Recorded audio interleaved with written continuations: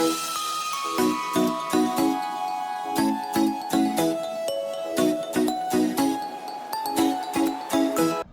Guys, അപ്പോൾ ഇന്ന് രാവിലെ ഞങ്ങൾ 5:30 ആയപ്പോഴത്തേക്ക് ഞാനും അമ്മയും കൂടെ നടക്കാൻ ഇറങ്ങി.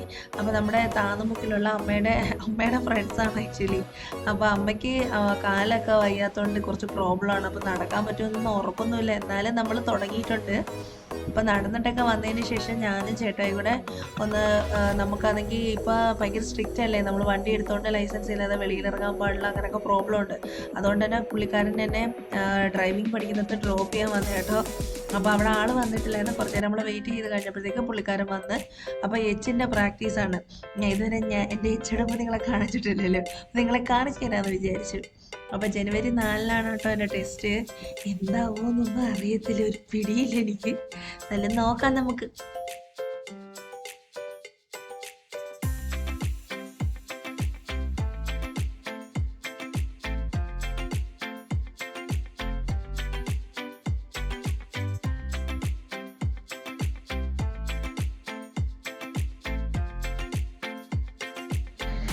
ഇങ്ങനെയുണ്ടായിരുന്നു എൻ്റെ എച്ചെടുപ്പ്.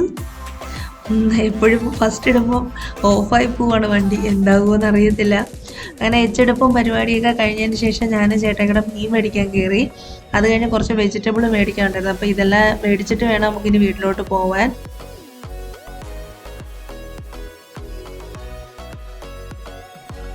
വീട്ടിൽ ചെന്നപ്പോഴത്തേക്ക് അമ്മ നല്ല പുട്ടും കടലക്കറിയൊക്കെ ആട്ടോ ഇന്ന് ഉണ്ടാക്കുന്നത്. അപ്പോൾ എനിക്ക് ആക്ച്വലി പുട്ട് ഭയങ്കര ഇഷ്ടമാണ്. എൻ്റെ ചേട്ടായിക്ക് അത്ര പിടുത്തമൊന്നുമല്ല. പുള്ളിക്കാരൻ എപ്പോഴും ദോശ ഇഡ്ഡലിയുടെ ആളാണ്. അതെന്താണെന്ന് അറിയത്തില്ല, എത്ര കഴിച്ചാലും പുള്ളിക്ക് അത് തന്നെയാണ് ഇഷ്ടം. അല്ലെങ്കിൽ പിന്നെ പൊറോട്ടയാണ് ഇഷ്ടം. അല്ലാതെ പുട്ട്, ഉപ്പുമാവ് ഇതൊക്കെ ഇച്ചിരി കഷ്ടപ്പാടാണ്. അതുകൊണ്ട് തന്നെ ഞാൻ മോസ്റ്റ്ലി എപ്പോഴും ദോശ ഇഡ്ഡലി ഇതാണ് എപ്പോഴും ഉണ്ടാക്കാറ്. അപ്പോൾ ഇവിടെ ആണെങ്കിൽ പുട്ടും കടലക്കറിയാണ് ഇന്നത്തത്, കിടുക്കാച്ചി കോമ്പിനേഷൻ. അപ്പോൾ ഇതാണ് ഞങ്ങളുടെ ബ്രേക്ക്ഫാസ്റ്റ് ഇന്നത്തെ. അപ്പോൾ ബ്രേക്ക്ഫാസ്റ്റ് എല്ലാം കഴിഞ്ഞിട്ട് അമ്മയാണെങ്കിൽ കുമ്പളങ്ങ മെഴുക്കുവരട്ടി ഉണ്ടാക്കാൻ പോകട്ടോ. മാമി ഇന്നലെ കൊടുത്തു വിട്ടതാണ്. ഞങ്ങളുടെ നാട്ടിൽ കുമ്പളങ്ങ എന്നാണ് പറയുന്നത്. നിങ്ങളുടെ നാട്ടിൽ ഇതിൻ്റെ വേറെ വല്ല പേരും ഉണ്ടോ? ഉണ്ടെങ്കിൽ കമൻറ്റ് ബിലോ.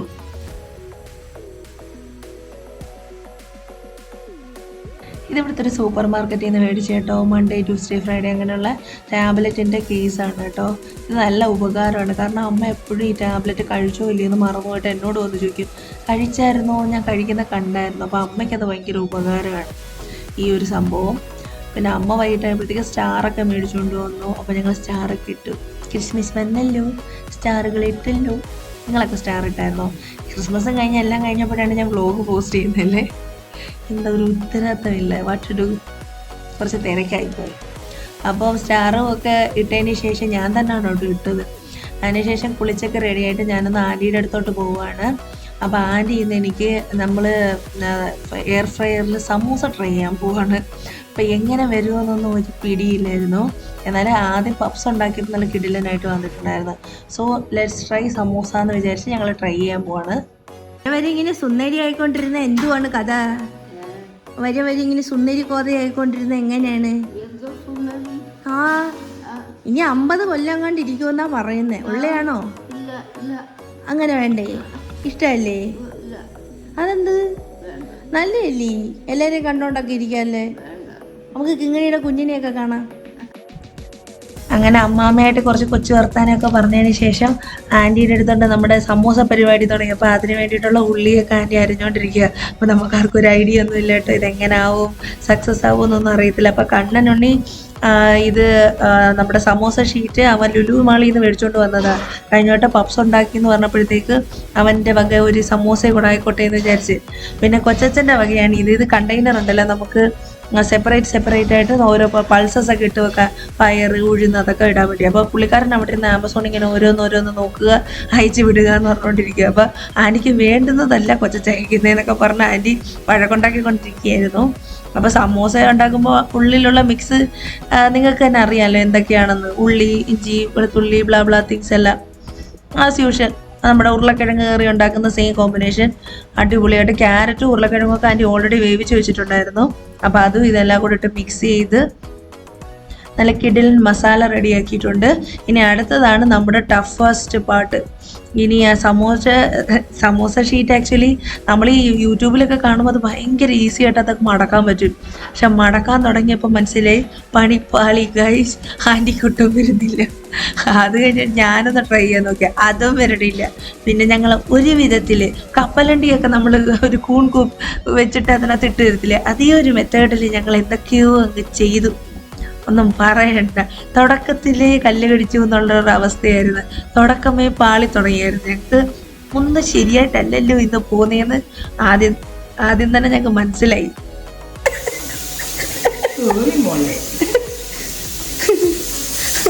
കോൺ പാപ്പാക്കി സമൂസ നിൽക്കത്തില്ല, ഇത് കുളമായേ. ഞാൻ ഇതുകൊണ്ടാ സമൂസ ഉണ്ടാക്കത്ത്.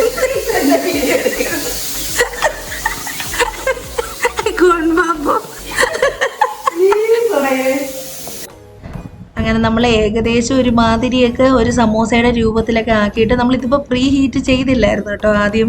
കാരണം ഞങ്ങൾ നോക്കിയ വീഡിയോസിലൊന്നും പ്രീ ഹീറ്റ് ചെയ്യുന്നില്ല.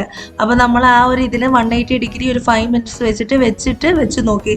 പക്ഷേ ഇത് ഒരു വിധത്തിൽ അതിനൊരു കളറൊന്നും വരുന്നില്ല കേട്ടോ. അത് കഴിഞ്ഞപ്പോൾ നമ്മൾ ഇനിയിപ്പോൾ ഇതിനകത്ത് ഓയിൽ വെച്ചിട്ടാണോ കാരണം നമ്മൾ നേരത്തെ ഓയിലൊന്നും യൂസ് ചെയ്തില്ലായിരുന്നു.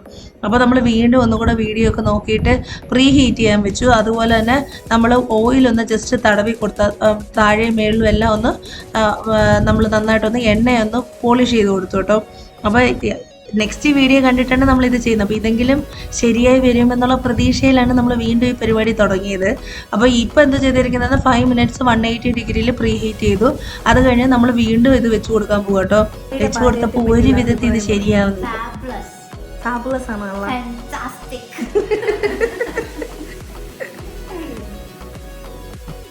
അപ്പോൾ നമ്മുടെ പ്രീ ഹീറ്റഡ് ആയിട്ടുള്ള എയർ ഫ്രയറിലോട്ട് നമ്മൾ ഈ ഓയിലൊക്കെ ഒന്ന് തടവിയതിന് ശേഷം വീണ്ടും സമോസ വെച്ച് കൊടുക്കുകയാണ്. ഈ വട്ട പ്രതീക്ഷയോടെ വല്ലതൊക്കെ നടക്കുമെന്നായിരുന്നു ഞങ്ങളുടെ ഒരു വിചാരത്തിലാണ് നമ്മൾ ഈ വെച്ച് കൊടുത്തുകൊണ്ടിരിക്കുന്നത്.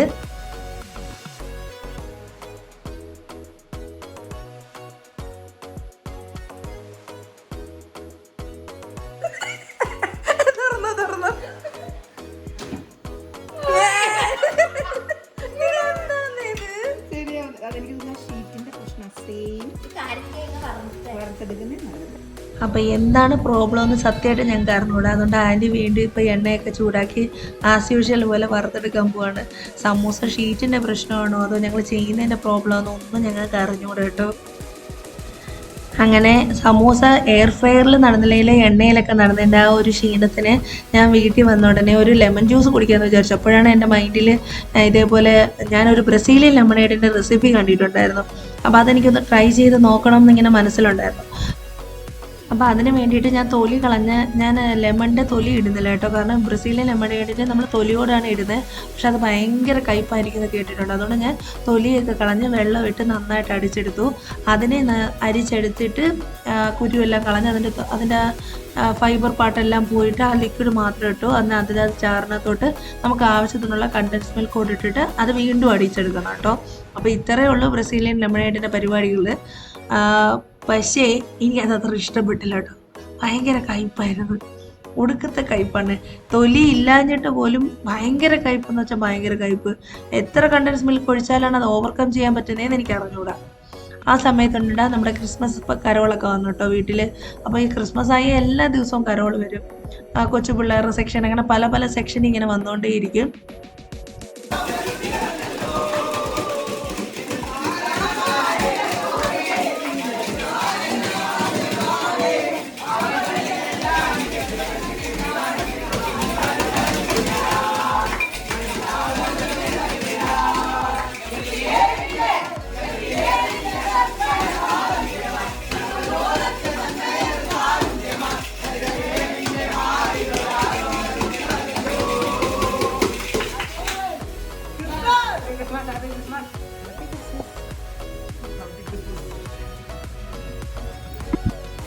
അപ്പോൾ ഇന്നൊരു സ്പെഷ്യൽ ഡേ ആണ് കേട്ടോ. ഇന്ന് അമ്മയ്ക്ക് വേണ്ടിയിട്ട് നമ്മുടെ അമ്മയുടെ വണ്ടി എന്ന് പറയുന്നത് 2011 വണ്ടിയായിരുന്നു.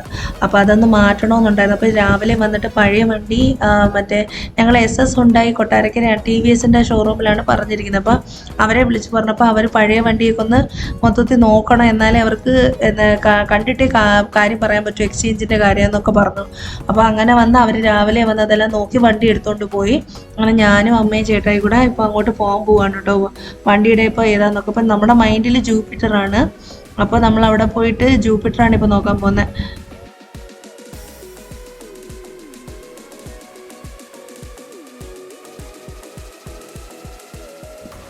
അങ്ങനെ നമ്മൾ SS ഹുണ്ടായി അല്ല കേട്ടോ, SS TVS കൊട്ടാരക്കര.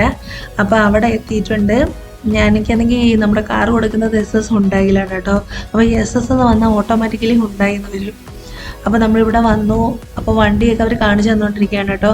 അപ്പോൾ ഒരു ടോപ്പ് മോഡൽ ജൂപ്പിറ്റർ 125 ഉണ്ട്. അതെന്ന് പറഞ്ഞാൽ കുറച്ച് സ്മാർട്ടാണ്, അവിടുത്തെ ടോപ്പ് മോഡലാണത്. അപ്പോൾ അതിനകത്താണെങ്കിൽ ഡിസ്പ്ലേയിൽ തന്നെ നമുക്ക് എല്ലാ പ്രോപ്പർട്ടിയിലേക്ക് ഇപ്പോൾ നമ്മുടെ ബ്ലൂടൂത്ത് വാച്ചിൽ വരുന്ന പോലെ ഫോൺ കണക്ട് ചെയ്ത് വെക്കുകയാണെങ്കിൽ കോള് വന്നാൽ അത് ആരാണ്, മെസ്സേജ് അയച്ചാൽ അതെല്ലാം നമ്മുടെ ഡിസ്പ്ലേയിൽ തന്നെ അവിടെ തന്നെ കാണാൻ പറ്റും. നമ്മൾ വണ്ടി ഓടിക്കുമ്പോൾ തന്നെ നമുക്ക് അറിയാൻ പറ്റും. അങ്ങനെ കുറേ പ്രോപ്പർട്ടി ഉള്ളത്. അതേപോലെ 2 ഹെൽമെറ്റിന് വെക്കാം, അകത്ത് തന്നെ സ്പേസ് ഉണ്ട്. അങ്ങനെ അടിപൊളി ഒരു വണ്ടിയാണ് കേട്ടോ. അപ്പോൾ അമ്മയ്ക്ക് വേറെ എന്ത് കണ്ടിട്ടും പുള്ളിക്കാരത്തേക്ക് അത് തന്നെ ഇഷ്ടപ്പെട്ടത്. അപ്പോൾ അവർ ഓരോന്നെ കാണിച്ചു. അതിൻ്റെ ആ ടോപ്പ് മോഡൽ, അതിന് ജസ്റ്റ് താഴെ നിൽക്കുന്ന മോഡൽ 110, അങ്ങനെ ഓരോന്ന് കാണിച്ചു തന്നുകൊണ്ടിരിക്കുകയാണ്. അവസാനം നമ്മൾ ജൂപ്പിറ്റർ 125 ആണ് കേട്ടോ, സ്മാർട്ടാണ് നമ്മൾ സെലക്ട് ചെയ്തിരിക്കുന്നത്. അത് ഇതേ കളർ തന്നെ നമ്മൾ സെലക്ട് ചെയ്തിരിക്കുന്നത്.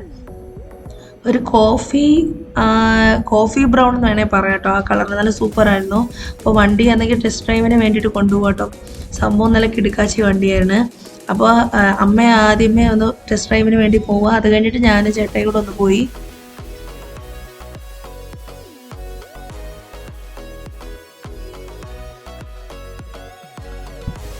ഈ ഇരിക്കുന്ന നീലവണ്ടി അവിടുത്തെ വേറൊരു മോഡലാണ് കേട്ടോ. അപ്പോൾ അതിന് ഒത്തിരി ഇതെന്ന് വെച്ചാൽ നമ്മുടെ കാറിലെ പോലെ ലൈറ്റ് എല്ലാം ഇങ്ങനെ നല്ല ഫ്രണ്ടിൽ നല്ല സൂപ്പറായിട്ടൊക്കെ വരും കേട്ടോ. അപ്പോൾ അങ്ങനെ ഒത്തിരി ഓരോ പ്രോപ്പർട്ടി ഉണ്ട്. നേരത്തെ കാണിച്ചത് നമ്മുടെ പഴയ വണ്ടി കേട്ടോ. അപ്പോൾ അവരത് രാവിലെ എടുത്തിട്ടാണ് അവിടെ കൊണ്ട് വെച്ചിട്ടുണ്ട്, പഴയ പ്ലഷർ. അപ്പോൾ അമ്മ ടെസ്റ്റ് ഡ്രൈവ് എല്ലാം കഴിഞ്ഞു വന്നതിന് ഞങ്ങളൊന്ന് ടെസ്റ്റ് ചെയ്യാൻ പോവുക കേട്ടോ. ബാക്കിലിരിക്കാൻ നല്ല പക്ക വണ്ടിയാണ്. ബാക്കിലിരിക്കുമ്പോഴൊക്കെ നല്ല അടിപൊളി വണ്ടിയാണ് കേട്ടോ. നല്ല ഇച്ചിരി ഹെവി വണ്ടിയാണ്, സസ്പെൻഷനൊക്കെ സൂപ്പറാണ്. അതുകൊണ്ട് തന്നെ ഇങ്ങനെ ബാക്കിലിരിക്കുമ്പോൾ നമുക്ക് ഇച്ചിരി വെയിറ്റ് ഉള്ളവരാണെങ്കിൽ പോലും നമുക്ക് ആ ഒരു ഇത് തോന്നത്തില്ല. വണ്ടി നല്ല കിടിലൻ വണ്ടിയാണ്.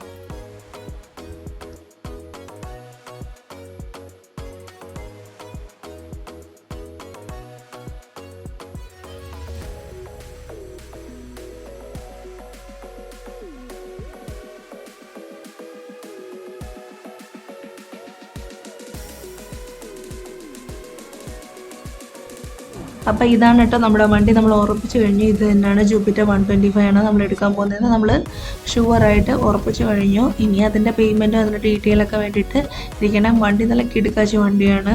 ബാക്കിലൊരു ബാക്ക് റെസ്റ്റൊക്കെ ഉണ്ട്. യൂഷ്വലി അതൊന്നും ഇപ്പോൾ നമ്മൾ കണ്ടിട്ടില്ല, പക്ഷേ ഇതിനെല്ലാം ഉണ്ട് കേട്ടോ.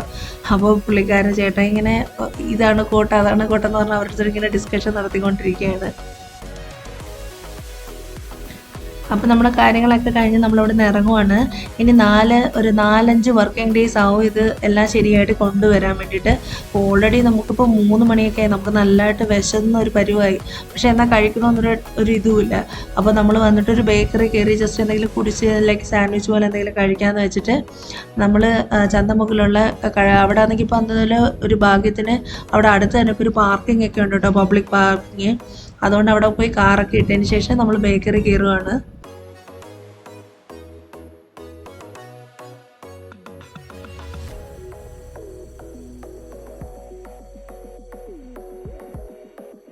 നമ്മുടെ തനി മലയാളി പറയും പോലെ ഒരു കണ്ണാടി കണ്ടാൽ പിന്നെ നമുക്ക് ഈ ഒരു പോസ് നിർബന്ധമാണല്ലോ. അപ്പോൾ ചേട്ടായി എഗ് പപ്സ്, ഞാനും അമ്മയും ചിക്കൻ റോള് ഒക്കെ പറഞ്ഞു കേട്ടോ. ചിക്കൻ റോള് നല്ല കിടുക്കനായിരുന്നു, നല്ല ഹെവി ആയിരുന്നു. അതിൻ്റെ കൂട്ടത്തിൽ ഞാൻ കോൾഡ് കോഫി, അമ്മയും ചേട്ടായും ഷാർജയൊക്കെയാണ് പറഞ്ഞത്. എനിക്ക് എപ്പോഴും കോൾഡ് കോഫി ഇഷ്ടം. അതിൻ്റെ ഒരു ബിറ്റർനെസ്സും സ്വീറ്റും കൂടെ ആകുമ്പോഴത്തേക്കും ബാലൻസ്ഡ് ആവും. അത് കഴിഞ്ഞപ്പോൾ നമ്മൾ തിരിച്ച് പോകാൻ പോവാണ് കേട്ടോ വീട്ടിലോട്ട്. അപ്പോൾ അത് കഴിഞ്ഞ് ഇന്ന് വൈകിട്ടാണെങ്കിൽ ഞാനങ്ങ് സിന്ധുവാനിയുടെ അങ്ങോട്ട് പോയതാണ്. കാരണം ആൻറ്റിയൊക്കെ നാളെ അങ്ങ് എറണാകുളത്തോട്ട് പോവുക. അപ്പോൾ കിങ്ങാമോന് കുറച്ച് സാധനങ്ങൾ മേടിക്കണം എന്നൊക്കെ പറഞ്ഞ് ഞങ്ങൾ വെളിയിലോട്ട് വന്നതാണ്. അതേപോലെ ആൻറ്റിയുടെ ചിലവാണ് കേട്ടോ. ഞങ്ങൾ രണ്ടുപേരും മണ്ണപ്പത്തിലേക്ക് കയറി. കുറച്ച് സംഭവങ്ങളൊക്കെ ട്രൈ ചെയ്തു. അപ്പോൾ ഇതിൻ്റെ പേര് നല്ല കിടുക്കം പേരായിരുന്നു കേട്ടോ. എനിക്കിപ്പോൾ ഓർമ്മ തന്നെ ഇല്ല കേട്ടോ. കിടുക്ക സംഭവമായിരുന്നു. പിന്നെ നമ്മൾ ഓർഡർ ചെയ്തതിൻ്റെ പേരെന്താണെന്നറിയോ? ബനാന പൗലോവ. അപ്പോൾ അത് സംഭവം എന്തുവാണെന്ന് നമുക്കൊന്ന് ട്രൈ ചെയ്യാൻ നോക്കാമെന്ന് വിചാരിച്ചു. അപ്പോൾ സംഭവമൊന്നുമില്ലായിരുന്നു, ഒരു ഇറ്റാലിയൻ ടച്ച് കൊടുത്തതെന്ന് തോന്നുന്നവർ. അപ്പോൾ ഇത് മണ്ണപ്പത്തിൻ്റെ ഒരു സ്പെഷ്യൽ സംഭവം എന്ന് പറഞ്ഞാൽ നമ്മൾ മേടിച്ച് നോക്കിയതായിരുന്നു.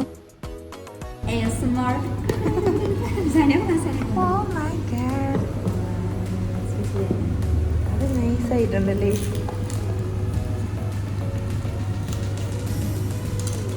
ഇത് കഴിക്കാൻ നിങ്ങളെ സഹായിക്കേണ്ടി വരുവേ.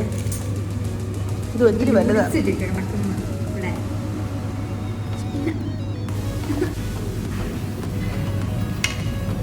ലക്കിയുടെ അപ്രൂവൽ ഉണ്ട്.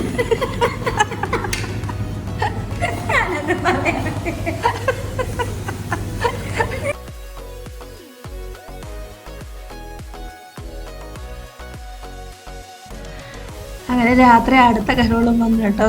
മൊത്തത്തിൽ ഇവിടെ വന്ന് നിൽക്കുന്നുണ്ട്. കരോളാണ്.